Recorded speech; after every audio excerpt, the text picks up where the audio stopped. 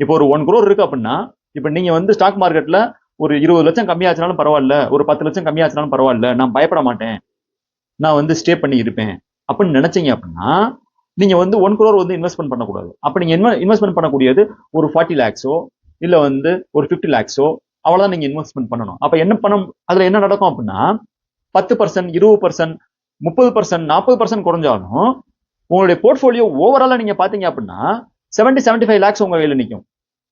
அப்ப உங்களுக்கு வந்து அந்த ஒரு பேனிக் வராது. ரைட், ஓகே, வெயிட் பண்ணுவோம், வெயிட் பண்ணதுக்கு அப்புறம் வந்து இது வந்து மேல வரும்போது வந்து அதுக்கப்புறம் வந்து வித்துக்கலாம். இந்த ஒரு மெச்சூரிட்டி வந்துச்சு அப்படின்னா நீங்க வந்து ஸ்டாக் மார்க்கெட்ல சர்வே பண்ண முடியும்.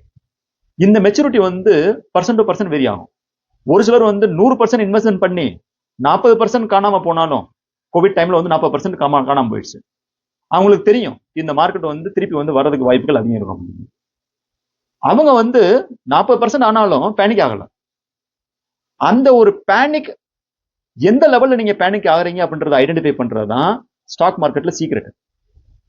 இதை நீங்க ஐடென்டிஃபை பண்ணிட்டீங்க அப்படின்னா எவ்வளவு அமௌண்ட் இன்வெஸ்ட்மெண்ட் பண்ணலாம், எந்த அளவுக்கு நான் வந்து ஓகே அப்படின்ற மாதிரி இருந்துச்சு அப்படின்னா உங்களுடைய வின்னிங் ப்ராபபிலிட்டி ரொம்ப அதிகம்.